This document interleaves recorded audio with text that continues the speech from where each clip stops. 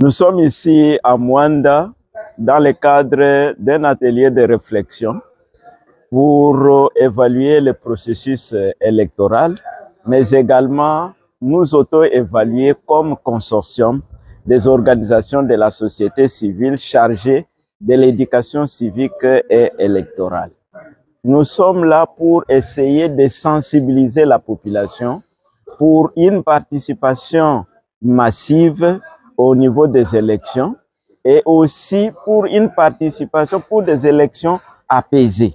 Donc c'est ça en fait notre mission, comment amener les gens à aller voter et également que cela se passe dans la paix.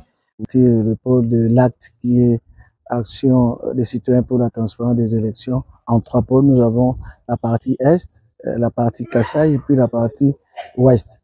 Et aujourd'hui, on a écouté les évaluations que chaque partie a faites du processus électoral qui vient de s'achever parce que, comme vous le savez, il y a une nouvelle feuille de route de la CENI 2025-2029 et pourtant il y avait une première feuille 2022-2027. Donc là, nous considérons que le travail qui a été fait par les uns et les autres atteste que nous avons eu des nouvelles institutions. La part qui nous a été réservée de faire la sensibilisation a été faite, mais nous avons aussi pris soin de faire une analyse globale du processus du début jusqu'à ce jour, et nous avons des recommandations qui seront présentées à qui dedans. Ce processus que nous avons vécu ont été émaillés de violences, de contestations, qui nécessitent quand même un regard rétrospectif pour nous permettre d'avoir une idée beaucoup plus claire sur les projections à venir. Donc, ce n'est pas des processus qui ont été acceptés facilement. D'abord, dans les lois, le processus n'était pas accepté, on n'était pas d'accord dans les lois qui organisent le dispositif des élections dans notre pays. On n'était pas d'accord dans le processus de désignation des animateurs de la CENI. On n'était pas d'accord dans le processus de réforme.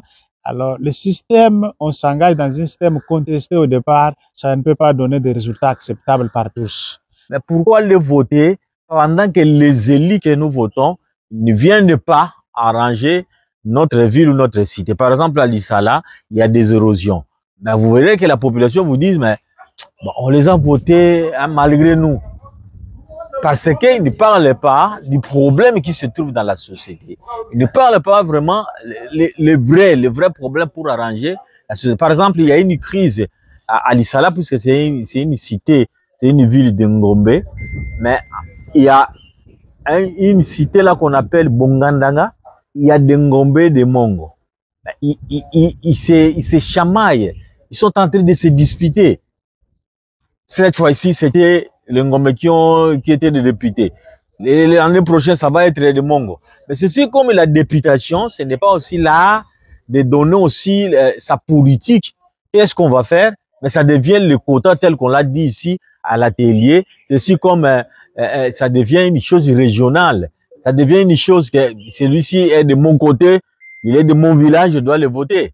Or, les élections, ça doit demander un peu le travail où la personne doit réfléchir, doit donner ce qu'il veut faire à la communauté. Mais également, il y a eu l'organisation de forums pour permettre à cette population de connaître sa participation au processus démocratique. Mais il n'y a pas que la population comme électeur direct, mais il y a aussi des grands électeurs qu'on a dû approcher à la veille de l'organisation des élections indirectes pour qu'ils soient informés sur leur rôle par rapport à ces élections indirectes. Donc, le travail qui a été mené, c'est essentiellement un travail d'éducation civique et d'éducation électorale afin d'accroître cette participation aux élections. Et nos cibles étaient plus spécifiquement les femmes, les jeunes et surtout les groupes marginalisés. Une difficulté que nous avons rencontrée, les politiciens qui cherchaient à acheter les électeurs. Et aussi, dans certains coins de la province, il y a eu certaines violences que nous avons remarquées par-ci, par-là. Mais de manière globale, le processus s'est bien passé. des choses qui nécessitent d'être améliorées.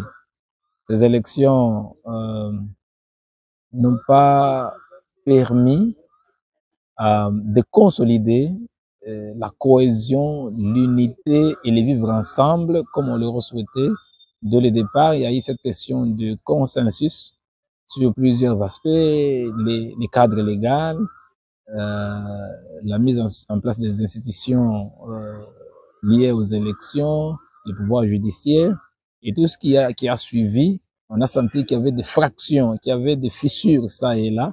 Ce sont des choses sur lesquelles on doit continuer à travailler pour qu'on ait un processus qui gagne quand même en consensus, large consensus, et pour favoriser le vivre ensemble et la cohésion, maintenir l'unité. Nous avons eu le temps de mobiliser la population par rapport à leur participation au processus électoral. Et là, on a ciblé essentiellement les femmes, les jeunes et les personnes marginalisées, dont les personnes vivant avec handicap et les peuples les autochtones dans la province du Nord Kivu et Sud Kivu. Nous avons eu à former les jeunes candidats aux élections, que ce soit au niveau aux élections législatives provinciales et nationales, mais également aux élections municipales. Et là, aujourd'hui, nous pouvons célébrer les bons résultats que nous avons eus, puisque au niveau de la ville de Goma et celle de Bukavu, beaucoup de jeunes qui se sont présentés candidats ont eu à remporter et à être élus comme conseillers municipaux dans différentes communes de la place. Nous avons eu à mobiliser un grand nombre d'électeurs, de personnes vivant avec handicap dans la province du Sud Kivu, surtout dans les territoires de Kabare et Calais, qui ont accepté d'aller voter parce que cela leur revient comme un droit. Également, actuellement, nous sommes en train d'accompagner à travers notre cadre de concertation beaucoup de femmes, beaucoup d'acteurs politiques, les journalistes et les jeunes par rapport à la question de l'éducation civique et électorale au niveau de notre pays qui est la République démocratique du Congo. L'organisation des élections, dans tout ça, il faut vraiment une réforme très approfondie. Parce que nous nous rendons compte comme si les élections en République démocratique du Congo, ça devient un endroit où les politiciens viennent avec des agendas inavoués. Et à tel enseigne que les élections en République démocratique du Congo, c'est considéré comme une histoire de famille.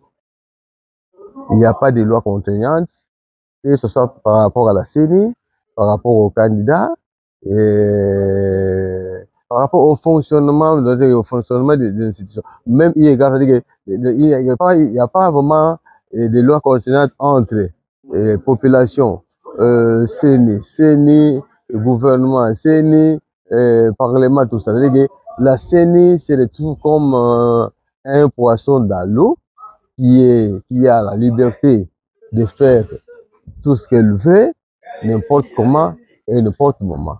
Donc, qui dit citoyen responsable, en voyant notre pays, nous sommes dit il faut sensibiliser les citoyens pour qu'ils soient responsables, pour qu'ils soient actifs au lieu d'être passifs. C'est là qu'on parle d'un citoyen responsable. Donc, c'est lui qui contribue au changement, au processus et dans le processus électoral de son pays. Mais aussi la vigilance populaire, c'est au moment des élections, par rapport à ce que nous avons constaté dans les processus précédents, où il y a eu tricherie, où les citoyens, on a vu des citoyens qui agissaient pas comme des responsables, mais comme des destructeurs. C'est comme ça que nous avions un maître mot ou un sous-projet dans le cadre de notre partenariat, dans le synergie consortium INADES avec nous. Nous avons dit pour nous, RGMP, cette citoyenneté responsable et vigilance populaire pour la transparence des élections. Donc, on voyait du côté du pouvoir organisateur des élections qu'il y avait des choses qui n'étaient pas transparentes, il y avait tricherie, qu'il y avait corruption, et parfois qu'on nommait un peu de... Nous sommes dit, dans l'évaluation, c'est pour dire que nous avons contribué grandement à ce changement